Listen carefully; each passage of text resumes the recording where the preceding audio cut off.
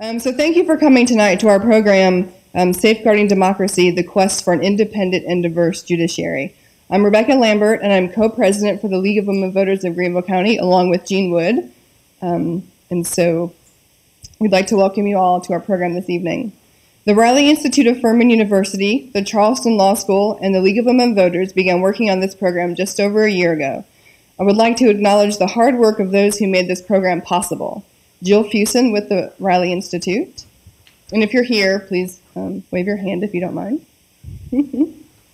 Constance Natstopoulo, she's with the Charleston Law School and League of Women Voters of Charleston area, and she is not with us this evening, unfortunately. Jan Welch, Linda Hardman, Val Vandersloot, Ted Volske, and Jean Wood are with the League of Women Voters of Greenville County.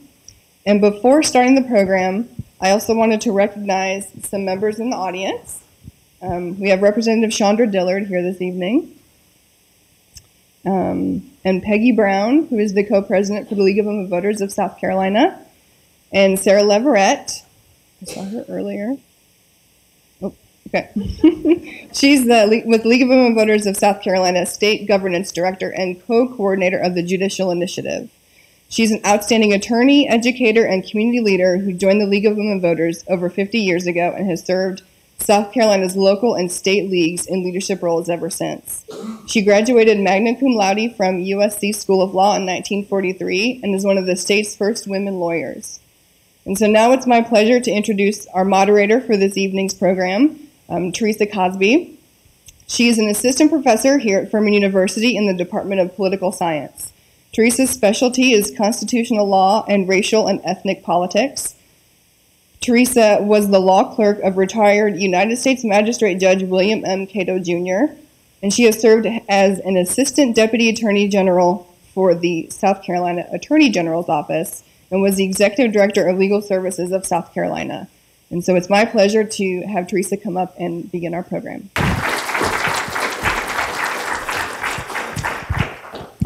So I promised I would come up once on stage. And I want to add something to my bio. My first legal boss is here too, Juliet Mims of the Mims Law Firm in Greer, South Carolina. Thank you for allowing me to be your moderator. It is definitely an honor. This is a topical area in which I have a lot of interest. It's my research area.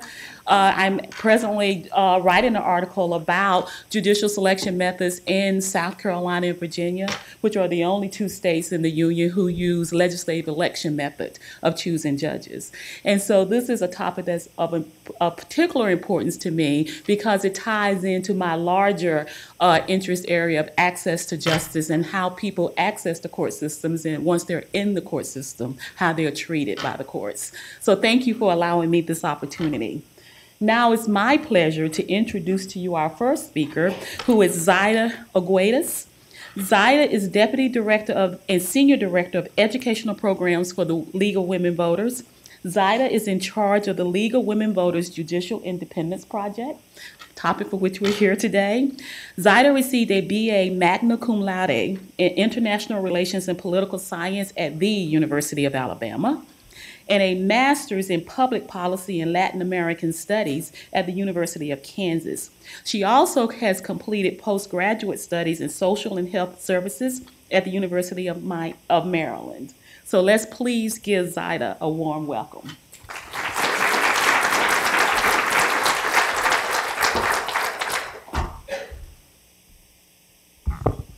Good evening.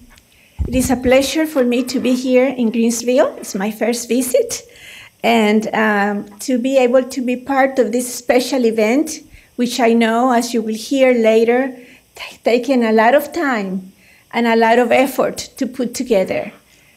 But I want to tell you a little story about how this all began. The League of Women Voters, as you know, strives to have the best information out and to make sure that everyone understands the facts that are clear, unbiased, and factual. And so we have done this type of education campaigns across the country for many, many years. In fact, perhaps since our inception in 1920.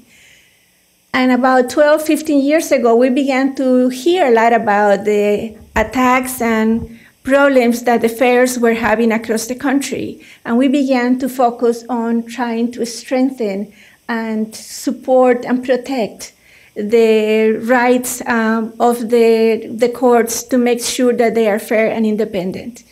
And over the course of those years, we've discussed many issues. It's not only the fair impartial courts, but we have discussed issues related to the threats to the courts, such as, for instance, the impact of campaign and judicial elections, or, for instance, the impact that smaller budgets may have on the delivery of justice.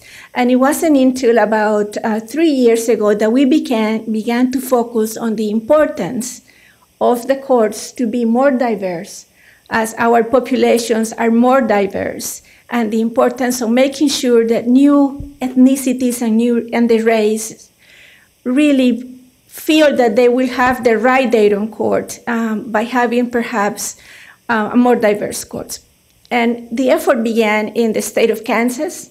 We were there for 2 years working as one, the local, the state, and the national level offices on the same effort to try to just have a dialogue about the importance of the courts in our daily lives.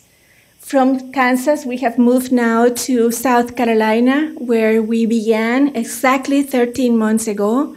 And over the course of 13 months, we have organized across the state of South Carolina 28 different activities, all with the goal of just opening a dialogue about the importance of our state judiciaries.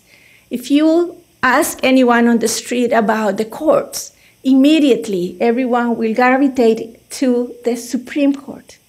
But very little is known about their own state courts, and I think it's important to have dialogue. The leagues are strongest and more successful when the three levels of the League of Women Voters work together. That is, the local, the state, and the national office. And this effort here in South Carolina is a prime example of those three levels of the League working together on this particular project. So I'm very thankful that my project and my ideas found a good ear on the local leadership here in South Carolina. At the state level, Peggy Brown and Barbara Zia agreed to join us on this effort. And then all the leagues in South Carolina chimed in. And so it's a pleasure for me to be here. I thank Rebecca and Jean for all their efforts that they put on this project. And I hope that you will enjoy the rest of the program. And thank you for having me. Thank you. Good night.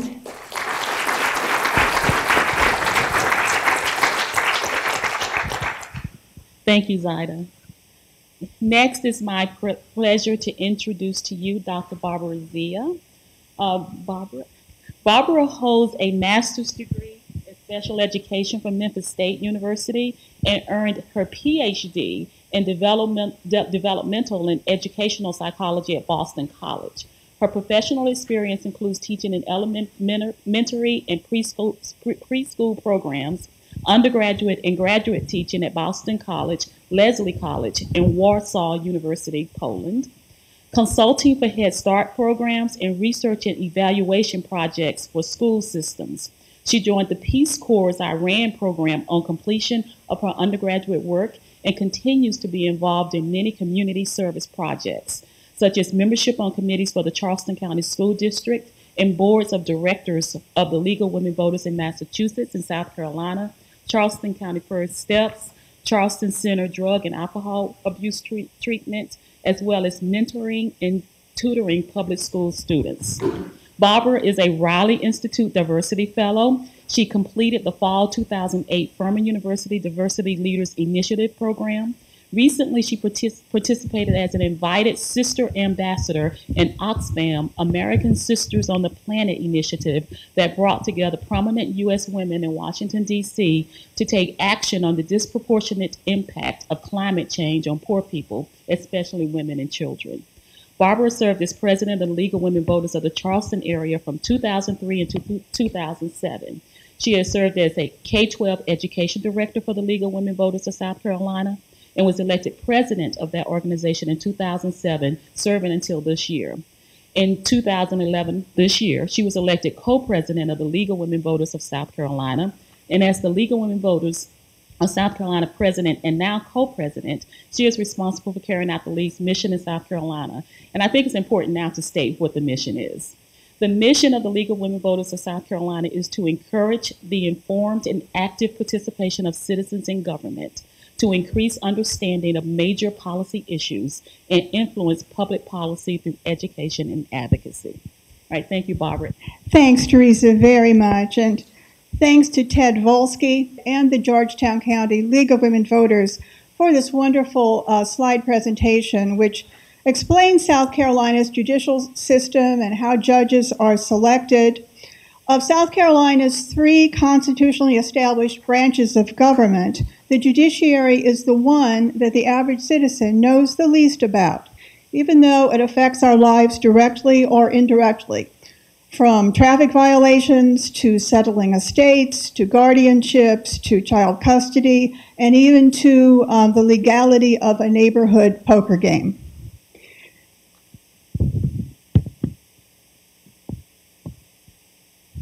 And we hope you're going to enjoy the background photos for some of these slides that show some of South Carolina's 46 magnificent county courthouses. The first 4 courts we're going to look at, those judges are all selected by a screening process by the Judicial Merit Selection Commission, and the judges are elected by the General Assembly. The highest court of the land is, of course, our Supreme Court. Chief Justice Toll was elected Chief Justice in 2000. She succeeded Chief Justice Ernest Finney Jr., who was the first African-American Chief Justice in South Carolina since Reconstruction. The Chief Justice is not only the head of the Supreme Court, but she's also the chief administrator of the state judicial system. So she runs the whole shebang. She's a very important person.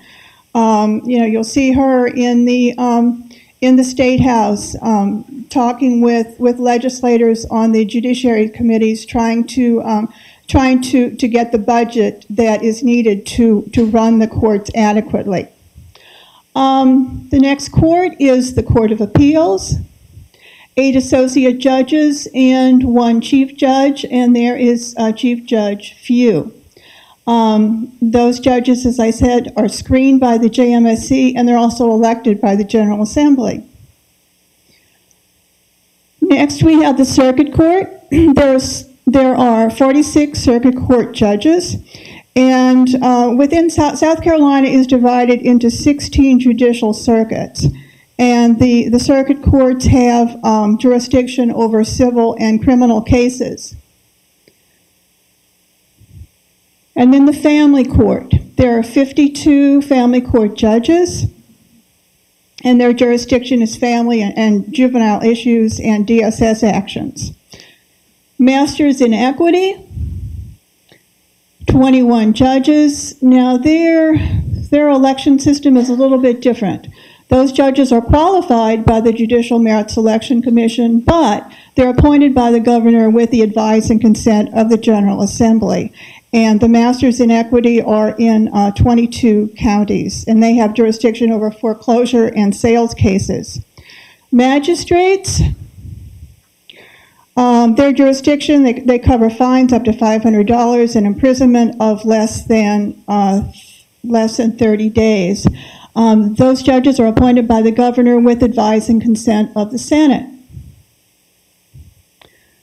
The municipal courts, there are 252 municipal court judges in the state, and their terms are set by the municipal council where they serve, and their terms are from 2 to 4 years, and they're appointed by the municipal council.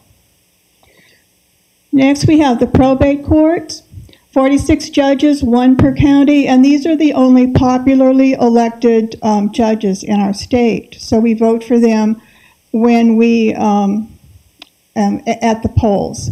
And their jurisdiction is over wills, estates, and guardianships. So, the Judicial Merit Selection Commission, what is it? And we'll just call it JMSC for short. It was created in 1997 by the voters of South Carolina. They passed a constitutional amendment. They were concerned about the complete control that the state legislature had over selecting judges. The state legislature, in its wisdom, the following year passed statutes that gave them control over the JMSC. They hold, let's go back just one. The 10 appointees who serve on the JMSC, the majority of those members are serving members of the state legislature.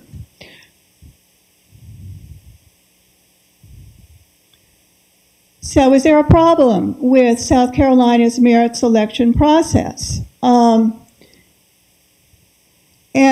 I'd like to state that the League of Women Voters is very proud of the high quality of South Carolina's judges in our merit selection system, and we're not advocating a change to public election of state judges. But we do believe that judicial selection process needs some minor changes that will increase diversity on the state courts so that judges and the judicial selection process reflect the rich diversity of our state and also ensure independence. And we feel that this is going to promote citizen confidence in the fairness and impartiality of our state's courts. So, 10 members, 6 must be serving in the General Assembly, 4 chosen from the general public. The League's concerned that there may be an inadequate check and balance on the legislature's power.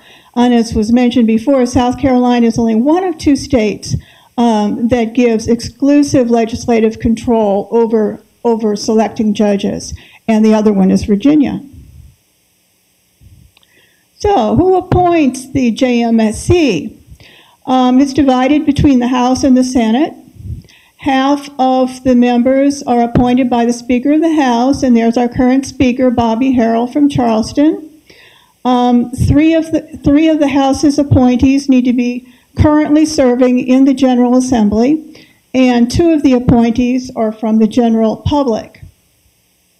On the Senate side, the Senate Judiciary Committee Chairman makes 3 appointments, and the current Senate Judiciary Committee Chairman is Senator Glenn McConnell from Charleston, and that's his picture there. Senator McConnell is also Senate President Pro Tem, and so he gets 2 appointees by virtue of that office. So 3 appointees are selected from the General Assembly and 2 appointees from the general public on the Senate side to make up 10. So currently, here are the appointments to the JMSC. On the House side, from the state legislature, you have Representative Delaney, Representative Clemens, and Representative Mack. The 2 members from the general public are Attorney Donald Sellers, you may know him from Greenville, and John Harrell, an attorney from Charleston, and if that name is familiar, it should be. He is the Speaker of the House's brother.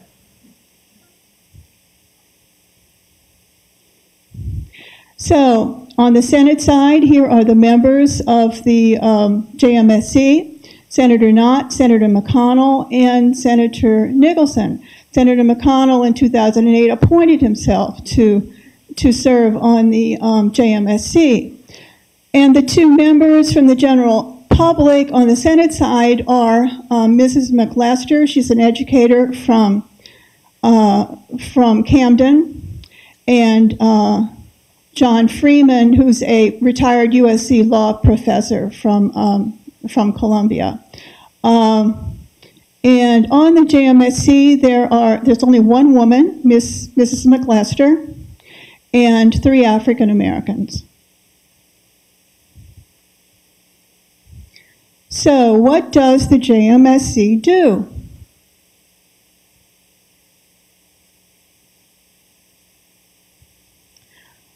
It's a heavy responsibility. When there are vacancies on the court, they publish them to the bar. They publish a list of candidates. There's thorough vetting that judicial candidates have to go through. It's really impressive to see if you ever go on a website and look for the application of a judge to serve. Everything. Their whole life is just out there. It's amazing. It's a very thorough vetting process. There are 5 regional citizens committees for judicial qualifications around the state.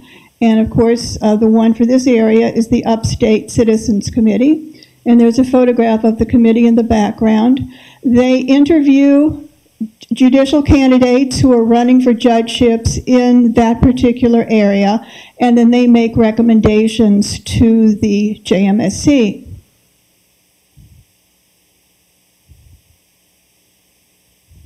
So continuing the job of the JMSC, they interview the candidates, they give them an exam, dig and dig and dig.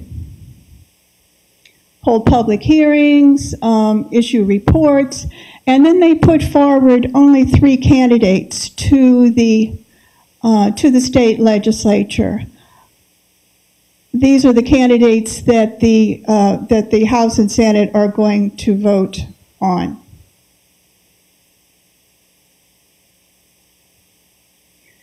So what should judicial independence look like?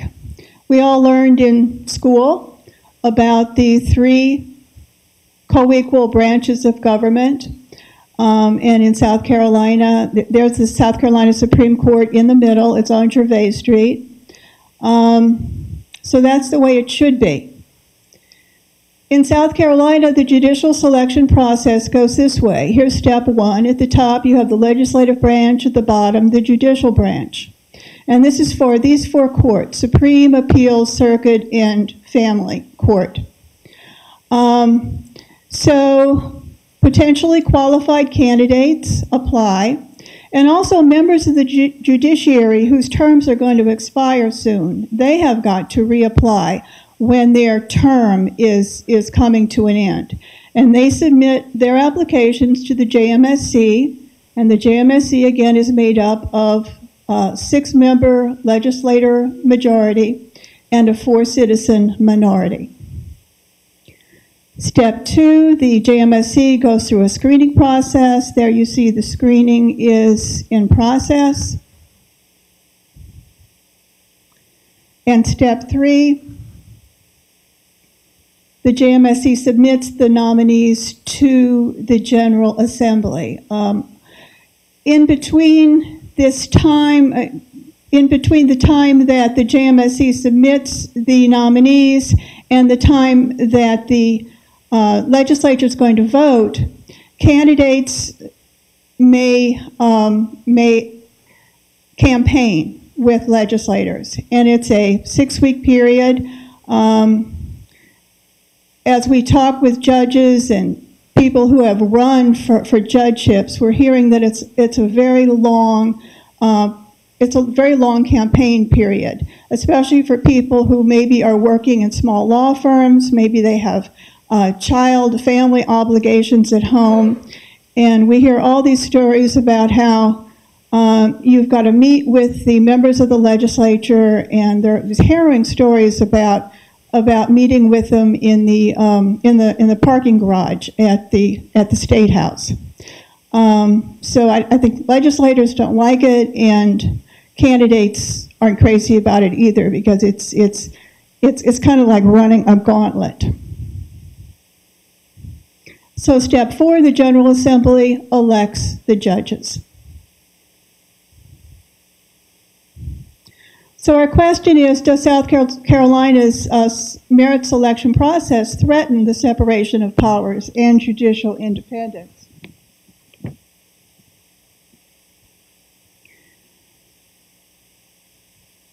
And keep in mind that near the end of their terms, judges have to reapply to serve on the bench, as well as candidates who are running for judgeships that may be open. The concern or the threat to independence is that politics may intrude on legal rulings. And there was in January 2010, the State League of Women Voters filed an amicus brief in the case of Seegers-Andrews versus the JMSC and others. It was concerned a case about a family court judge in Charleston who had served very well for many years, and there was a question about her ethical behavior in a certain divorce case. Even though she had been the Office of Disciplinary Counsel had given her a clean record, they said that she had not violated any ethics. The JMSC said that she was unqualified, and so she lost her seat on the family court bench. And the Supreme Court, when they heard this, they voted against the judge, but in their ruling, they admitted that judicial independence is the elephant that's in the room.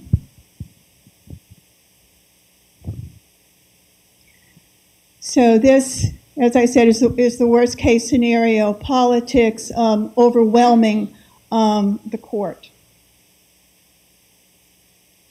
So what about judicial diversity? And here's some of South Carolina's rich diversity. I like to think that these three children are our future judges in the state. On the left is the population, male, female in South Carolina. Just keep your eye on the pink side. Women or females make up 51% now of our state's population. On the right side, the chart shows the ethnic and racial distribution in our state. African Americans make up almost 28% of the population, Hispanics about 5%, Asians about 1%, and then the other category. So here is the South Carolina Supreme Court by gender. 2 of the members are female, so they were doing well on the Supreme Court. In terms of race, the only non-Caucasian on the Supreme Court is Associate Justice Beatty, so 20% there. On the appeals court by gender, 2 are female, 2 out of 9, and in terms of race, 1, African American. The circuit court by gender, out of a total of 46 judges, 17% are female. In terms of race,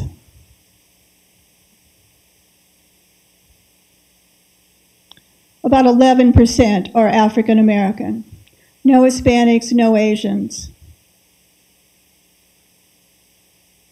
So this is in summary. And the 2 bottom pie charts, looking at all South Carolina judges by gender, 739 judges, and that includes judges who are not selected by the judicial merit selection process.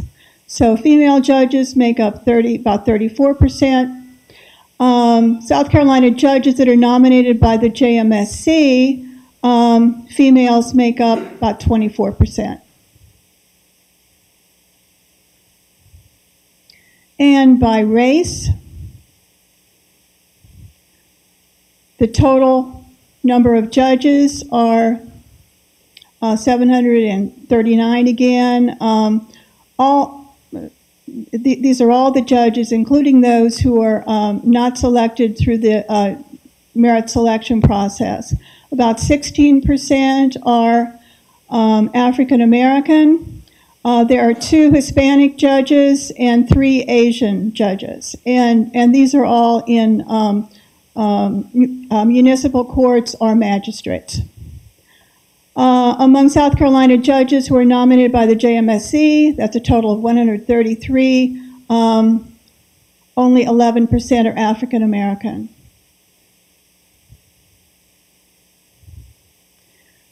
So why does this matter? The League believes that judicial independence and diversity makes the public confident about the fairness and impartiality of our courts.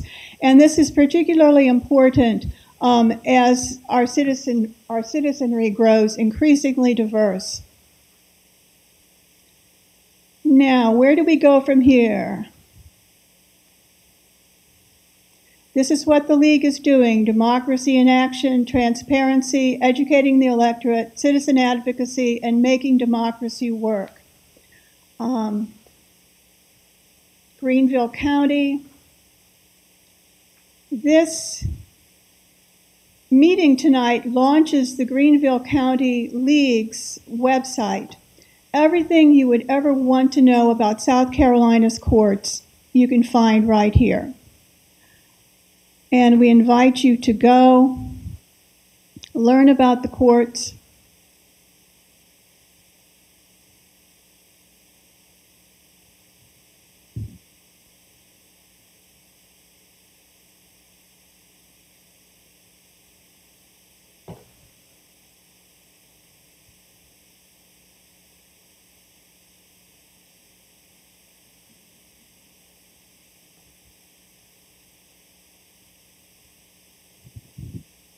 Thank you, Ted. So on the website, you can find information about the next public hearing. It's going to begin this month regarding qualifications for candidates for these judgeships. And everybody has to run. The Honorable Kay Hearn, an Associate Justice on the Supreme Court, she has to run for re-election. And all of these seats are open. So this is what you can do. Find your voice, contact the JMSC and your local officials. Let your legislators know that this is important to you. Run for office, apply to be on the JMSC and the Citizens Committee, and also to be a member of the JMSC. Many people don't even know that the Citizens Committee exists, that they exist. So contact your legislative delegation and let them know that you're interested in being a member of the JMSC or the Citizens Committee. It's very important. And share this information with others. Let them know about the judicial selection process and why diversity and independence on our courts are important. And let them know about the League website. And we urge you to join the League of Women Voters. These are all the local leagues in South Carolina.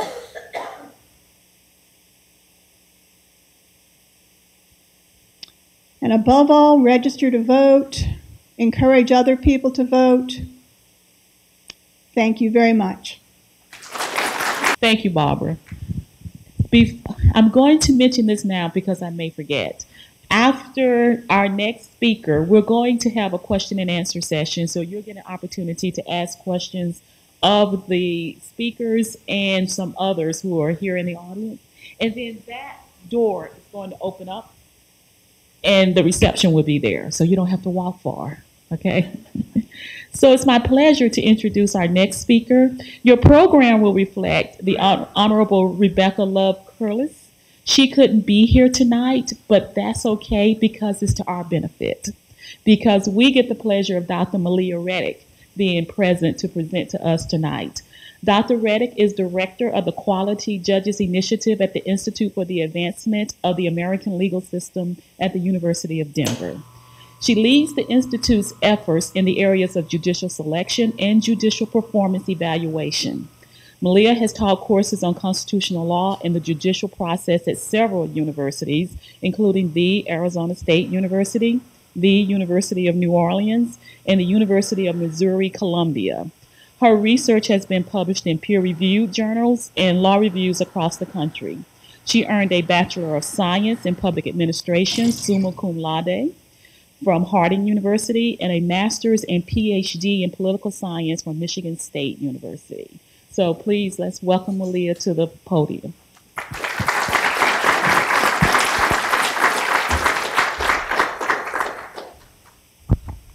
Thank you, Teresa. I have to admit that as a graduate of Michigan State University, I was a little bit excited to fly into a town called Spartanburg last night. As Teresa mentioned, I am not a former Colorado Supreme Court justice, but I'm playing one tonight. I bring you Becky Corliss's regrets that she could not be with you because of a personal conflict that arose, but I'm pleased to have the opportunity to speak to you in her place. The topic is one that I am passionate about, the importance of preserving public trust and confidence in our courts. With courts across the country facing severe cuts in funding, the need has perhaps never been greater to work to ensure the public's faith in the judicial system and its capacity to decide cases fairly and impartially. I understand that here in South Carolina, court budgets have been cut, judicial salaries have been frozen, and court vacancies for both judges and court staff have gone unfilled. In this context, it is essential that we assure the public that the quality of justice will not suffer even though courts are financially strapped. Tonight I'll talk about 3 values that are essential to preserving public trust and confidence in the courts: judicial independence, judicial accountability, and judicial diversity. ILES, the Institute for the Advancement of the American Legal System at the University of Denver, has worked since 2006 to improve the process and culture of the civil justice system. One of our areas of activity is our Quality Judges Initiative, through which we work to ensure that the different processes across the nation for choosing, evaluating, and retaining judges preserve impartiality while also providing accountability. There's a great deal of variation in how states select their judges. If we're talking about Supreme Court justices, 23 states use a process that has come to be known as merit selection, where the governor appoints a judge from a list of the most qualified candidates identified by a commission of lawyers and non-lawyers. 22 states use partisan or nonpartisan elections to choose their Supreme Court justices. In 3 states, the governor appoints judges without input from a commission. And as Teresa and Barbara have already noted, South Carolina is one of 2 states where the legislature selects judges. Regardless of how our judges are selected, we have a responsibility as court users to do what we can to ensure that the process inspires trust and confidence in the judges who are chosen. In accomplishing this, our focus should be on preserving judicial independence, providing judicial accountability, and promoting judicial diversity. Judicial independence is the idea that judges are free to base their decisions on the facts of the case and the law solely, that they don't need to be concerned about satisfying political or special interests in deciding cases. With respect to preserving judicial independence, South Carolinians don't have the same concerns that states with popular elections of judges do. Namely, that judicial candidates solicit and receive campaign contributions and support from litigants and lawyers who may later appear before them in court. I'm sure you're familiar with the 2009 U.S. Supreme Court case, Caperton v. Massey, where a CEO whose case was working its way through the state court system spent $3 million to get a preferred candidate chosen for the state Supreme Court. Once this candidate was elected, he participated as a justice in deciding the CEO's case, and he ruled in the CEO's favor. The plaintiff who lost that case appealed to the U.S. Supreme Court, and the U.S. Supreme Court said that this justice's failure to recuse himself was a violation of due process of law. A similar scenario may be playing out in Illinois. 2004 saw the single most expensive judicial race in history.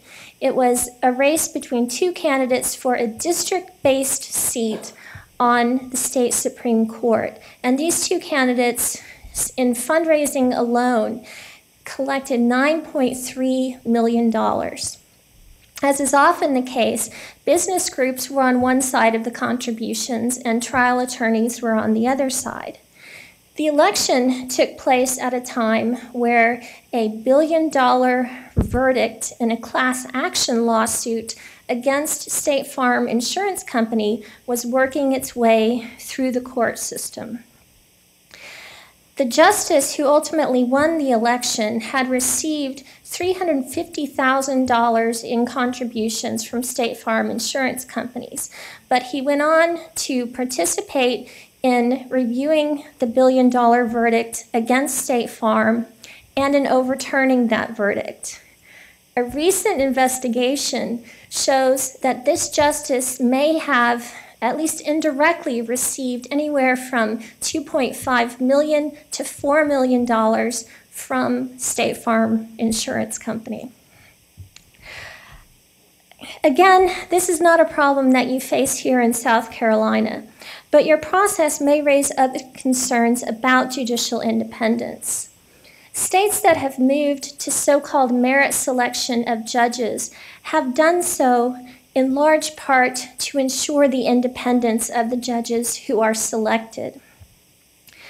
South Carolina is the only state with a merit selection process where some of those who ultimately select judges also serve on the commission that screens judicial applicants. And it hadn't occurred to me until I listened to Barbara's presentation this evening, but it may also be the only state where those who select members of the screening commission may also select themselves to serve on that commission. That may be a unique feature as well. But this duality in roles that at least some state legislatures have makes the role of the public members of the Judicial Merit Selection Commission even more important. And I second Barbara's encouragement to apply for service on the Judicial Merit Selection Commission or one of the citizens committees on judicial qualifications that interviews candidates. When it comes to judicial accountability, we often treat accountability and independence as competing values, where we have to give up one in order to accomplish the other. But as the title for this event suggests, judicial independence and judicial accountability are in fact interrelated. If we're talking about the right kind of accountability, you can, as they say, have your cake and eat it too. One of the right ways to promote judicial accountability is through objective, broad-based, non-political evaluation of judicial performance. 17 states have an official program for evaluating judicial performance and providing feedback to judges for the purpose of self-improvement. An additional 12 states have unofficial programs for evaluating judicial performance, and most often these are operated by bar associations, as here in South Carolina. Judicial performance evaluations enhance public trust and confidence in the courts in three ways.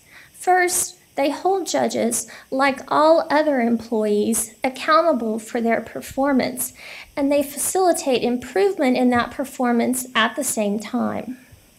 Second, they allow court users to provide feedback on their experiences in courts. And third, in many states, the evaluation results are used in deciding whether judges should keep their seats. That is, the evaluation results are provided to voters for retention elections or to governors or legislators who are charged with deciding whether or not to reappoint judges. And these evaluations are based on an overall assessment of judges' work, rather than on ideological agreement or disagreement with particular decisions that judges have made. ILES has worked to expand and improve judicial performance evaluation programs since its founding in 2006. And we recently surveyed our judges in Colorado to find out their views on our performance evaluation process. We learned that more than 85% of our trial court judges and half of our appellate judges believed that judicial performance evaluation was beneficial to their professional development. At the same time, approximately 40% of judges reported that it had no impact on their independence as judges, and more than a fourth of the judges reported that it actually enhanced their independence as judges. As judicial performance evaluation programs indicate, transparency is a key component of judicial accountability. I was pleased to see how much information the legislature provides online regarding the screening and selection process for judges. Believe it or not, the fact that South Carolina identifies judicial applicants and then potential candidates for selection to the bench distinguishes you from a few other states. For example, in Hawaii, which is one of the merit selection states, a Honolulu newspaper recently sued the governor because he refused to identify the names of the 3 candidates that had been forwarded him for appointment by the Judicial Nominating Commission. A judge actually ruled in this case this morning that the governor did in fact identify who the 3 nominees were that he had to choose from. In the interest of transparency and furtherance of accountability, I also applaud the work of the Greenville County League of Women Voters in launching their new website on judicial independence and diversity. Knowledge of how the process works can enhance confidence that the process does in fact work. Transparency is closely tied to the third value I want to talk with you about tonight, judicial diversity. That is, a more transparent process may produce more diverse judges because it makes it more difficult to exclude qualified women and minority applicants from the process. Barbara provided some statistics on judicial diversity in South Carolina, and I'll provide some national data.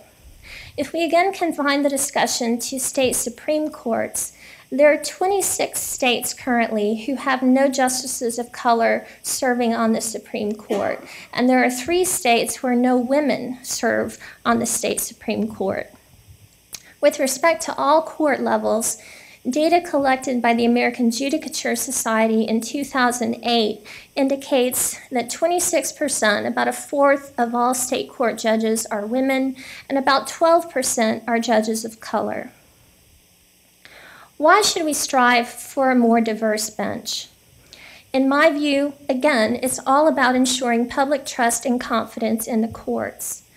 Survey research indicates that perceptions of the fairness and impartiality of the courts are influenced by the gender and race of respondents.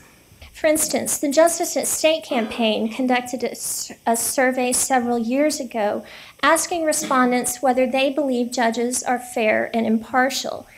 62% of whites said that yes, judges were fair and impartial, but only 45% of African Americans agreed with this. A recent survey of Florida attorneys asked whether courts treat men and women the same. 64% of male attorneys said yes, but only 37% of female attorneys agreed. Quite simply, diversity is a matter of fairness. This is actually the second time I've had the opportunity to be part of the League of Women Voters' quest for a more diverse judiciary campaign. Zaida mentioned to you that the campaign was kicked off in Kansas in 2009, and both Becky and I had the privilege of speaking at that event.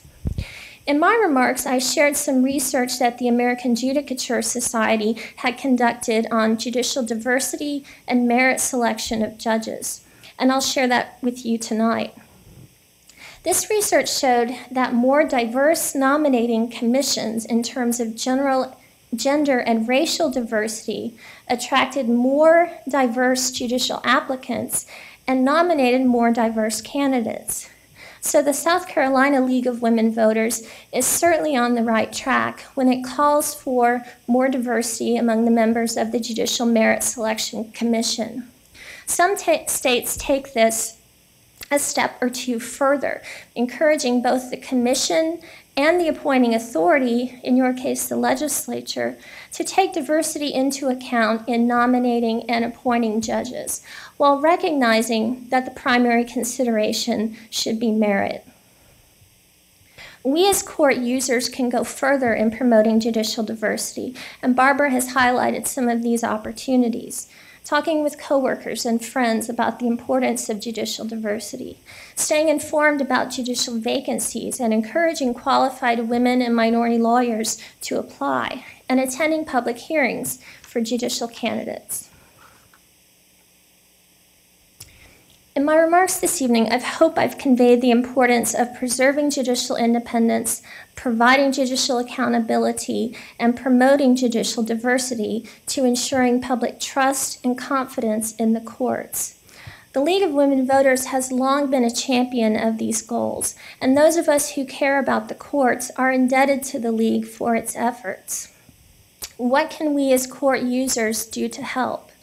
I've identified some of these steps already. Apply to serve on the Judicial Merit Selection Committee or a Citizens Committee. Encourage well-qualified and diverse applicants to apply for judicial vacancies. Attend public hearings for judicial candidates. And most importantly, talk with friends and coworkers about the vital role of the courts and the importance of independence, accountability, and diversity in the process for selecting and retaining judges. Thank you for the opportunity to speak with you tonight, and I look forward to a lively Q&A session. Dr. Reddick and Sarah Leverett are going to answer any questions that you may have about any of the discussions that we had tonight. So if you have a question, this is your opportunity to ask. Could I ask Dr. Leverett a question since she was at the law school when I was there? You couldn't have been there when I was there. That was so long ago. You look much younger. Well, I'm glad to meet you again. Oh, yeah, I remember you. I couldn't met you. I remember you well.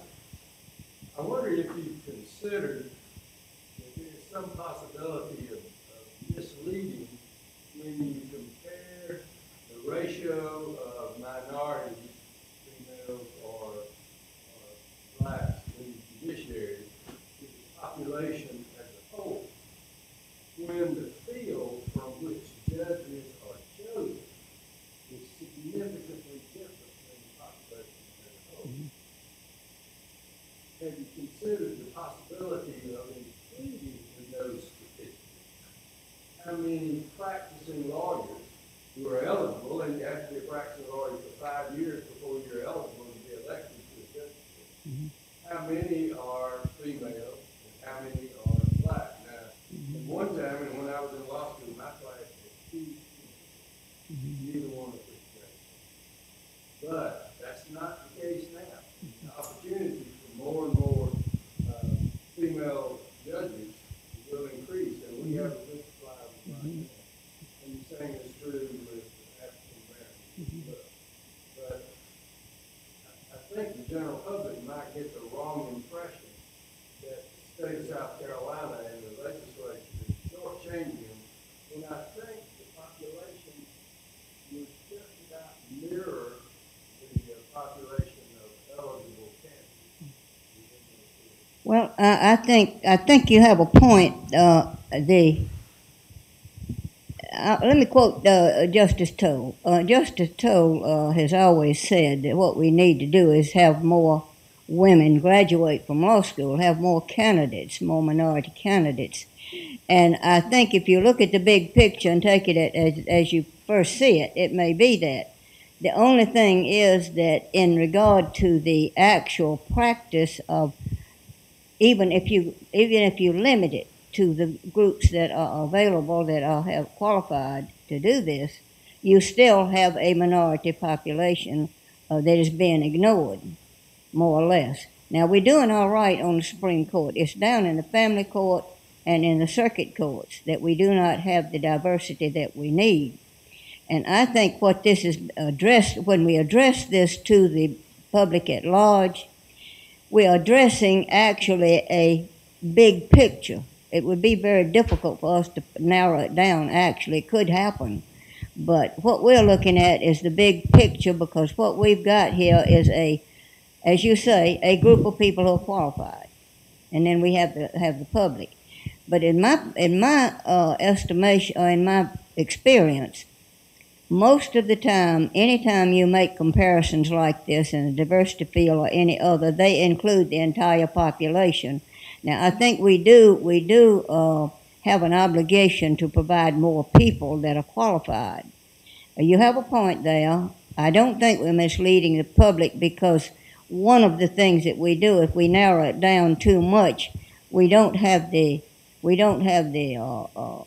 clout that we would have. But this represents, I think, basically what we're talking about. If we reach the point we want to reach, we will have done it through a proper way. I probably answered this question like a lawyer. So, and since you're a lawyer too, I think you understand that. You ask a question like a lawyer, I answered it like that. But I think you have a point. We have a question here with Ms. Sylvia. Unless I missed it, I didn't hear anything about the qualifications necessary to apply for a judgeship. Mm-hmm. Now, I imagine there are some. I don't know what they are. Mm-hmm. Oh yeah, the qualification. I don't have a quarrel with the qualifications of applying for judgeship or for qualifying for judgeship. It's the qualifications are very, very. One, you have to be a member of the bar. Another, you have to have a residence in some cases within a region, a particular judicial district. And then, of course, the big part when they come before the JMSC is proving judicial temperament.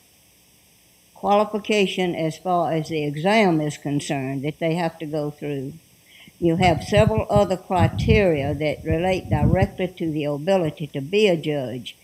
And it has nothing to do, where you run into character parties with the citizens committees a lot of times. That's where you find how a person is regarded in their particular region, the citizens region.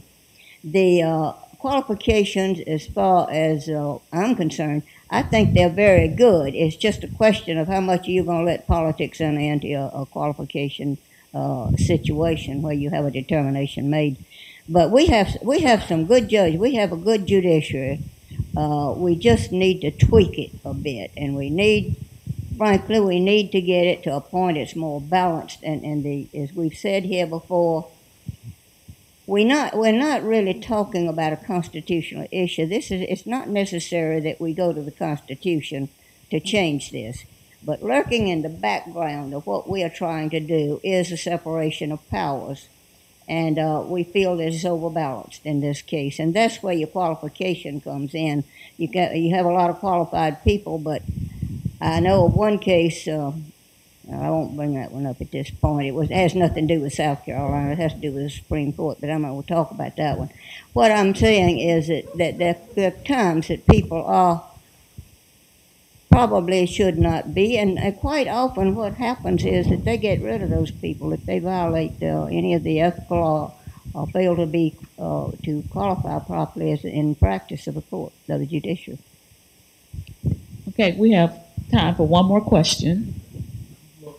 One of the elephants in the room generally is that as long as the legislature controls the selection of judges, there's still going to be cultural, and other litmus tests. You mean what other method could be used? No, ma'am, I'm telling you that that's what's going on now. Mhm. Moreover, when you've got, in some cases, legislative lawyers appearing in front of judges who they will vote on, Mhm. it doesn't seem like it's truly an independent judiciary to me.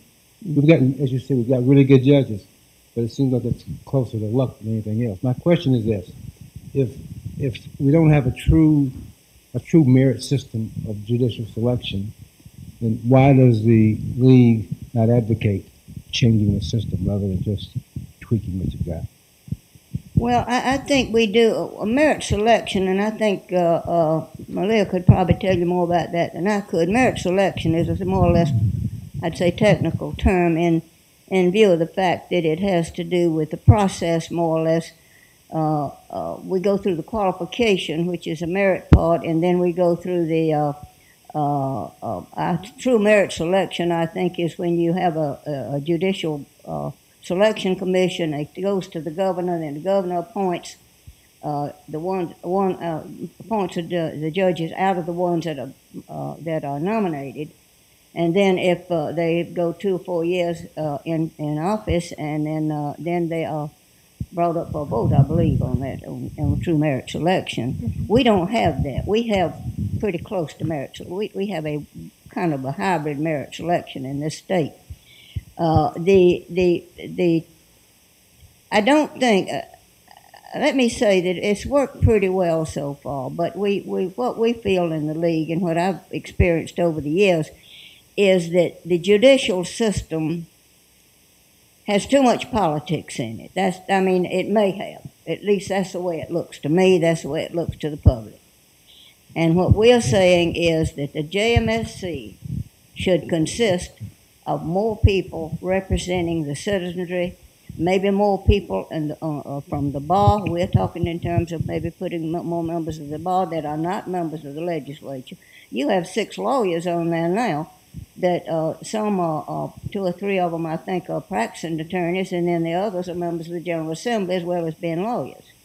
What we're trying to do is look at the JMSC and put it on a more even basis where they come out with a selection, it is more representative of the public at large and of the people in the state. I mean, that's what we're trying to work at. And then the other tweaking we're doing is to help the process through with the other things. But does that answer your question? Well, and I don't think that we can talk about. We're not talking. I remember the day when the legislature outright just elected the judges, and if you remember the legislature, you got a judgeship. That's not true anymore. But I always say when people talk about that, I say, the problem is this. We got the constitutional amendment passed, and everybody was happy. Then the General Assembly did an end-around run on us. They passed a statute under the constitutional mandate and put a majority of them on the Merit Selection Commission. So we made a half of a step. We didn't make the full step. So that's one of the things we're getting at.